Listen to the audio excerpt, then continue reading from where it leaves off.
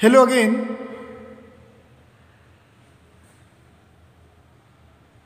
Today in this video lecture I discuss various methods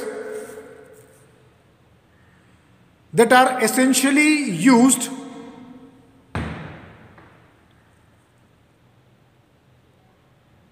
in order to purify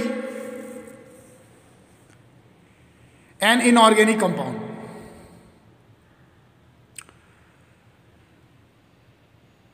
Earlier also, in my video lectures, I discussed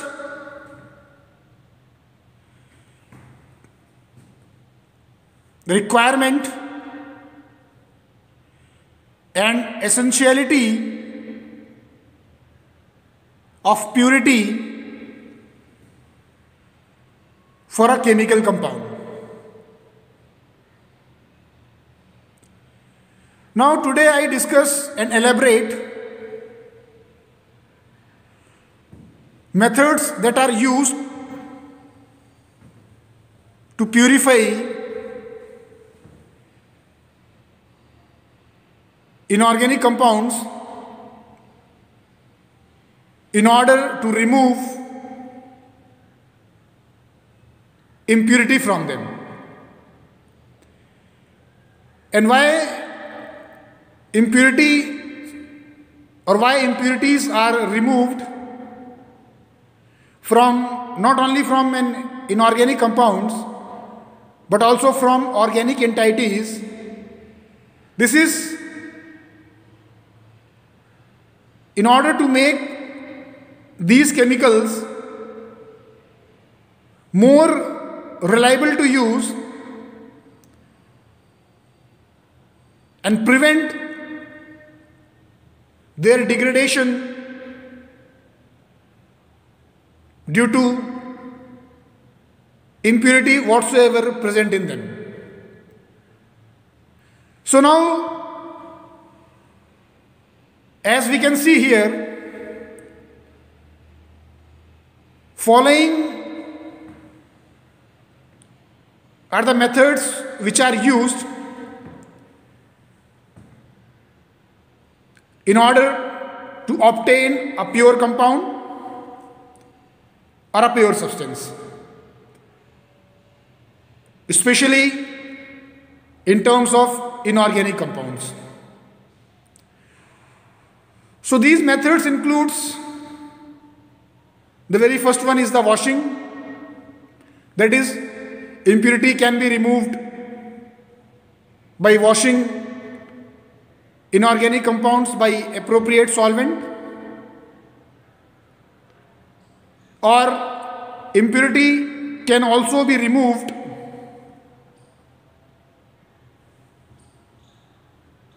or inorganic compounds can be purified by drying. Then the third method is recrystallization. Recrystallization means appearance of crystals.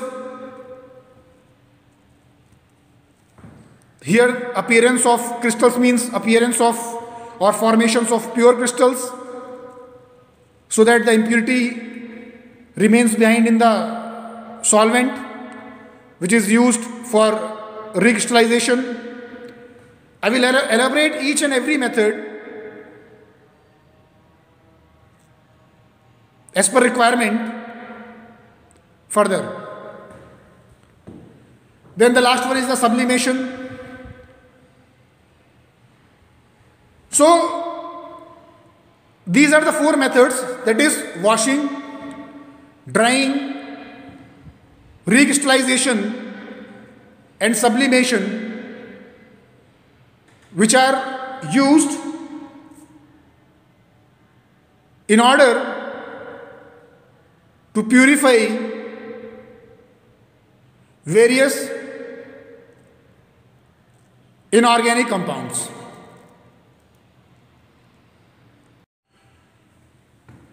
So let us discuss very first method, that is washing, and how this washing is used to purify inorganic compounds or inorganic chemicals. So washing is a very common term for us, and in our daily life we usually perform this task in order to remove dirt from clothes and as well as from our body. So how this washing ultimately used to purify the organic or inorganic compound also? Washing is nothing but a process of removing the unrequired material or unrequired chemicals or impurity from desired compound with the help of some solvent. So here the IC indicates inorganic compound. So in washing also, the impurity is removed from inorganic compound by washing the desired compound with a solvent. And what the solvent will do? The solvent will wash away the impurity whatsoever is present in that particular compound. So washing is a very common term and it is a very common phenomenon. And as I said, in washing, what we have to do, we have to just select a particular solvent which will wash away or which wash away the undesired compound or the undesired impurity from the desired compound in order to obtain a pure product. So the solvent selection or selection of appropriate solvent is very important in order to obtain a pure compound. So how this solvent is selected for washing of an inorganic compound, or how a solvent can selected, or what is the criteria to select a solvent in order to remove impurity or undesired chemical from an inorganic compound. So once an inorganic compound is synthesized, what we actually have in our product. So once an inorganic compound is synthesized, we have a product, that is our desired compound or the desired chemical, whatever we have synthesized. Then we have impurity, and now impurity means any undesired compound with our product, desired product. So impurity can be a byproduct which is synthesized along with the product during the chemical reaction, or impurity can also be a reactant which are used to obtain the product, or impurity can also any reagent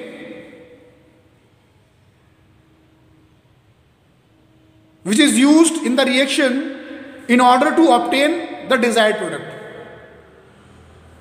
So if anyone wants to remove or wash away the impurity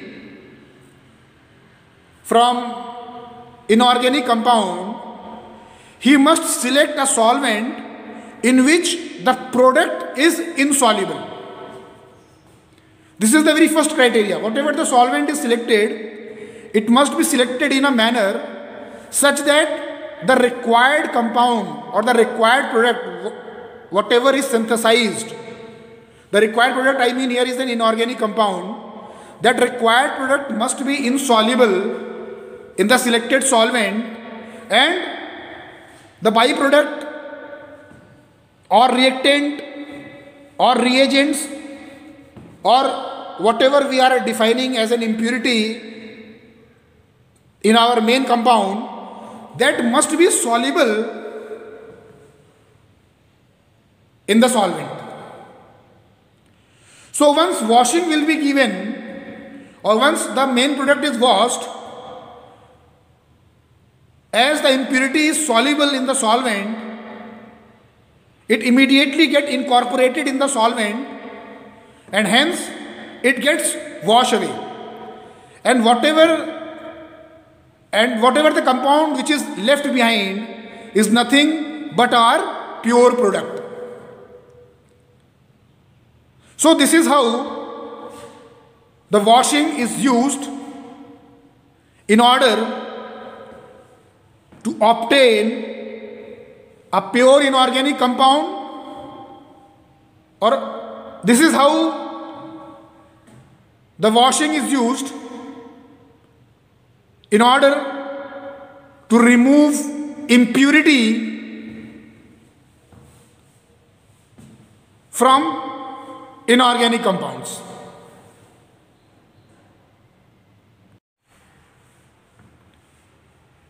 So let us discuss the second method, that is drying. So in our day-to-day life, we are familiar to drying in the manner similar as we are familiar to washing. We are using purposefully drying as well as washing in our day-to-day life, either in one sense or in other. So, in a common term, drying is nothing but removal of water. This we all know. Drying is a process or a method which is commonly used to remove water. However, technically, or here for the purpose of purifying an inorganic compound, drying can be used either to remove water if it present in the large quantity, or in a case if water present in a small quantity, then the drying is used to remove it in terms of or as a moisture. Removal of moisture is also drying. Removal of solvent. Now, solvent means it can be water or it can also be any other solvent. Any other solvent than water. So the removal of that particular solvent from inorganic compound or from an organic compound is also drying. In certain cases, Drying can also involve removal of volatile component from the desired material. So technically, drying is an unit operation process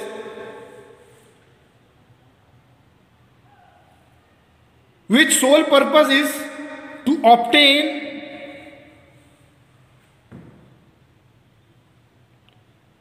a chemical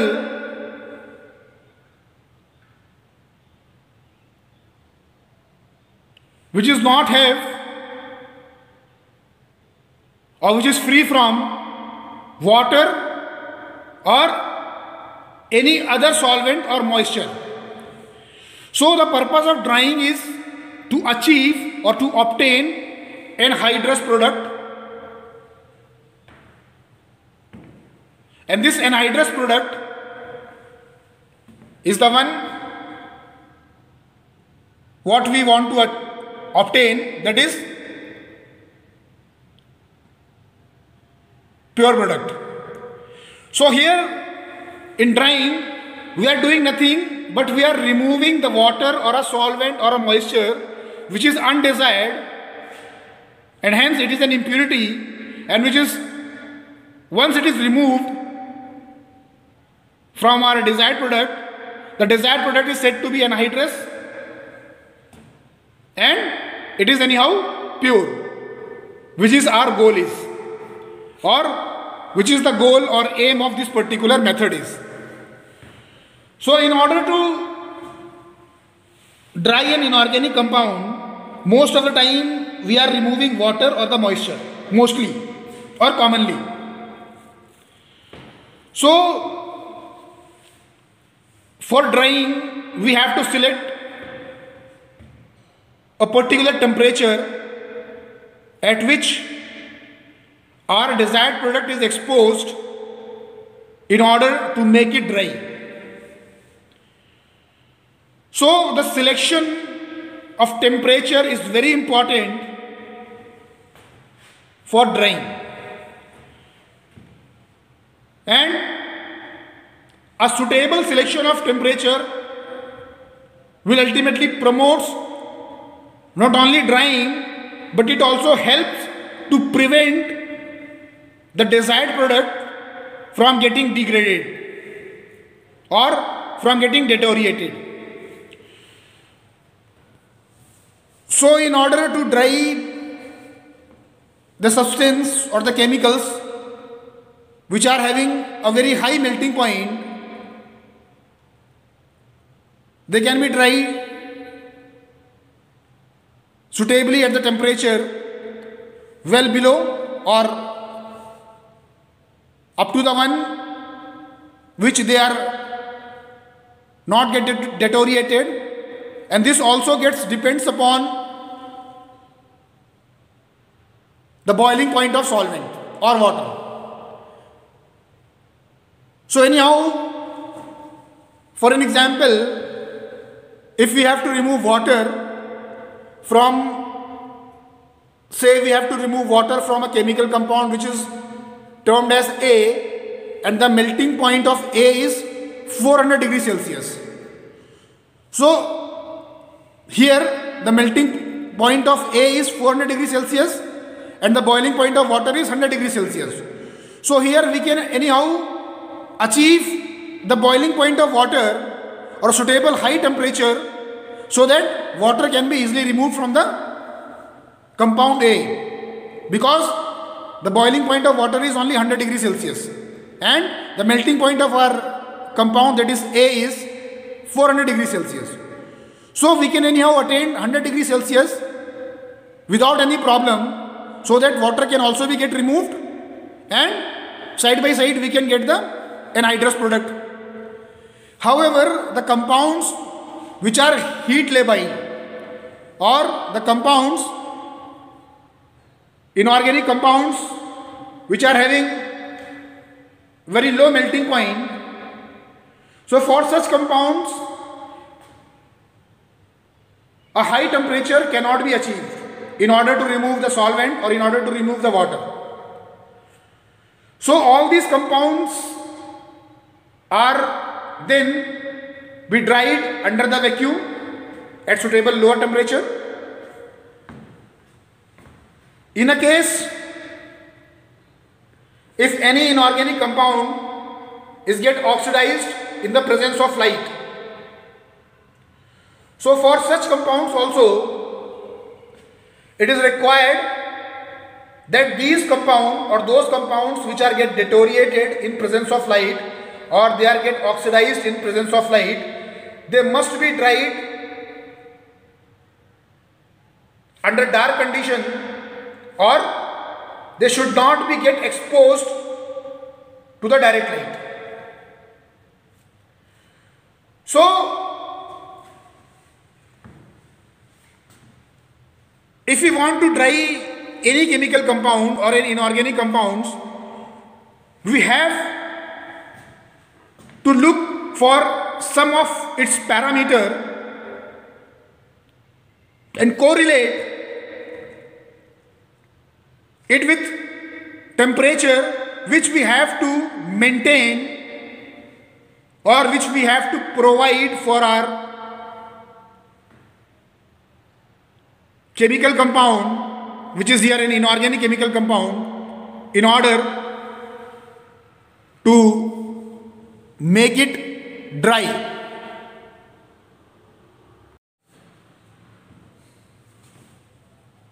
Now let us discuss the third method, that is recrystallization. Now recrystallization is a very important method to purify not only the inorganic compound, but this recrystallization is also used to purify organic compound as well. And it is one of the most important laboratory technique which is used to obtain pure compound, or which is used to remove impurity from the product whatever is synthesized. So as the name indicates, recrystallization. So recrystallization means reappearance of crystals. So recrystallization is nothing but it is a method which causes reappearance of crystals, and here crystals means the pure crystals. So how we can obtain pure crystals by recrystallization? I am going to elaborate this one. So the basic platform behind recrystallization is temperature dependent solubility of impurity. Temperature dependent solubility of impurity means the impurity whatsoever is present in an inorganic compound, or impurity whatsoever it is present in an organic compound, at room temperature it must be remains insoluble.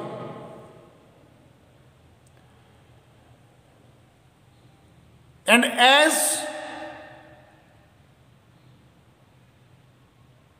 we increases the temperature,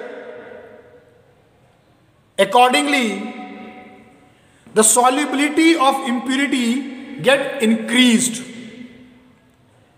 That means the solubility of impurity whatsoever is present with the main compound or with the product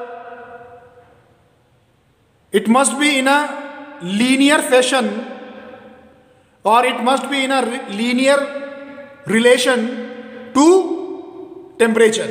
That means as we increase the temperature,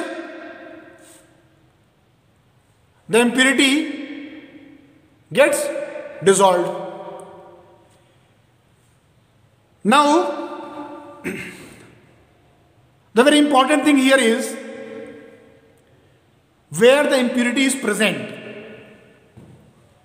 or why we are performing recrystallization.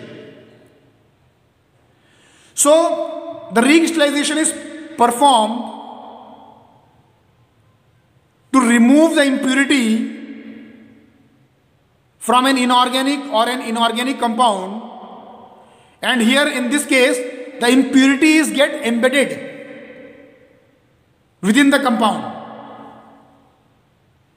and in order to remove that particular impurity, the main product or whatever the product or whatever the impure compound is, it must be solubilized in a particular solvent. So this is very important. In order to perform this recrystallization, we have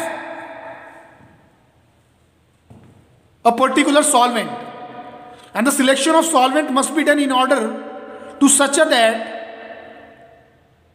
it have a varying or different extent of solubility for pure product, for product, impure product, as well as for impurity. So as I said that we are opting the recrystallization as whatever the impurity we are having, it get increased with increase in temperature. So whatever the solvent we are opting for recrystallization, it must have a property, or it must have a nature such that whatever our product is there,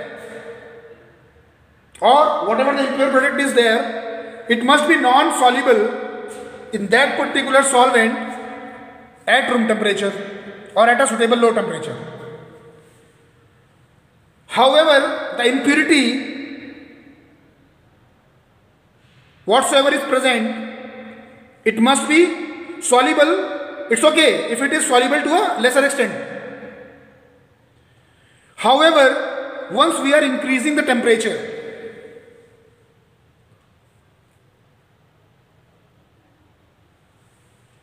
our main product or whatever our product or impure product, it gets solubilized in the solvent.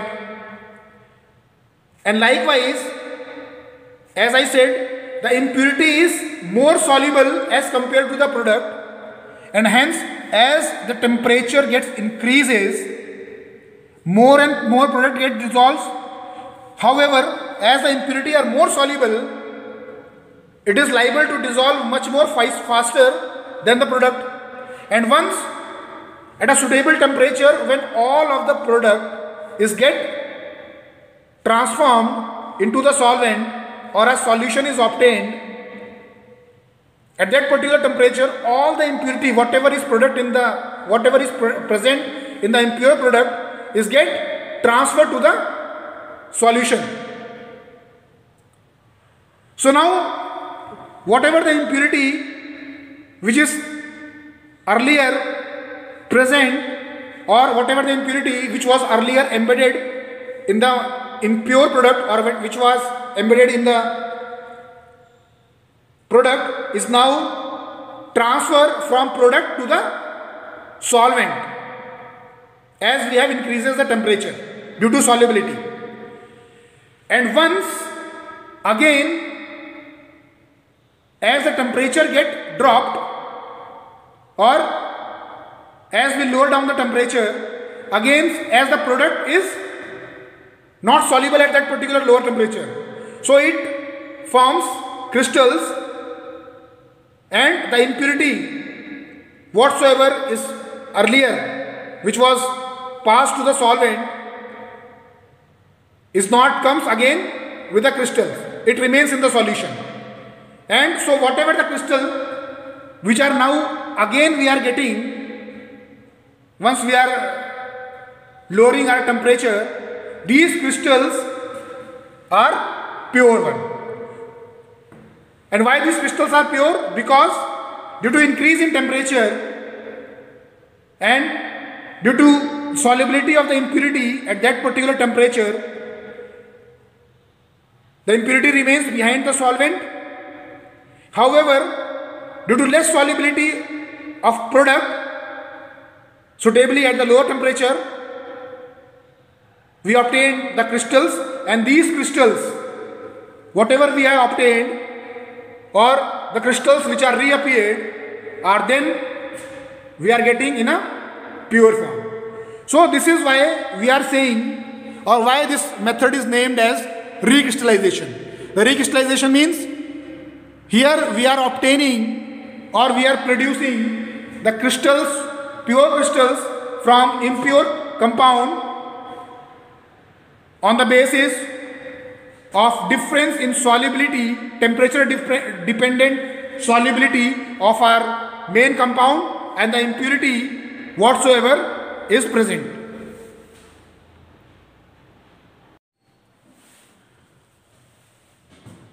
So the very last method is sublimation. Now compared to the other methods which I have discussed, such as washing, drying and recrystallization, sublimation is not so common as compared to all these methods which I have discussed. Anyhow, there are compounds which are purified by sublimation, and there are both organic as well as inorganic compounds which are obtained in pure form by sublimation. And here also the basic philosophy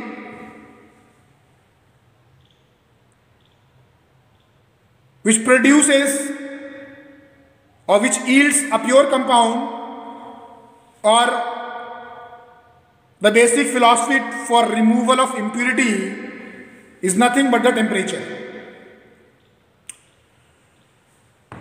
So as I said,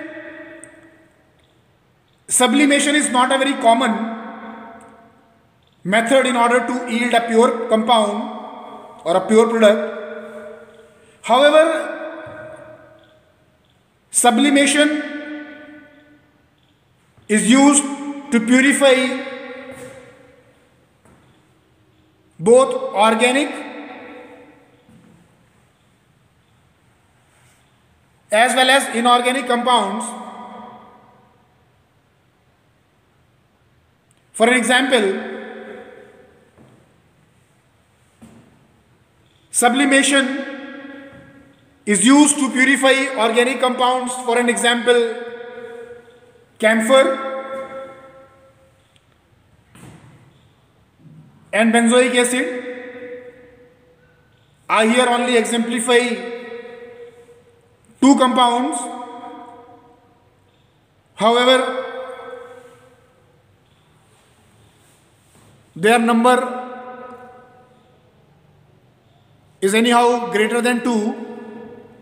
But just for exemplifying, I am here quoting only the two compounds, two organic compounds,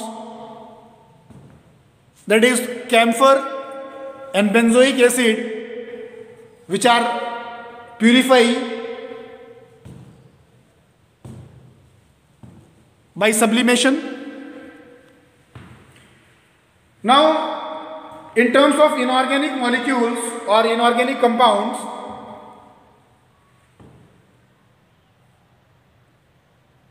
this sublimation is used to obtain or to purify arsenic trioxide. Iodine is purified by sublimation.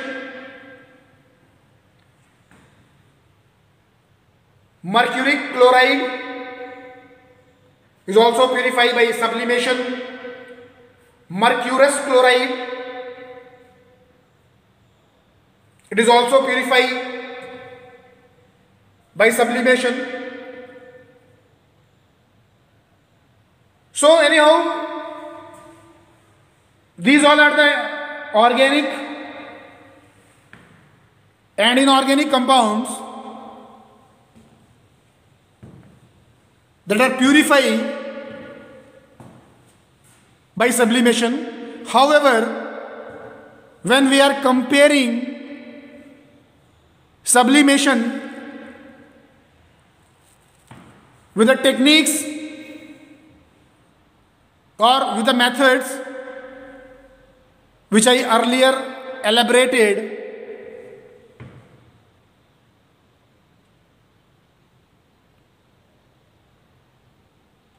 we can see sublimation is not so common comparatively.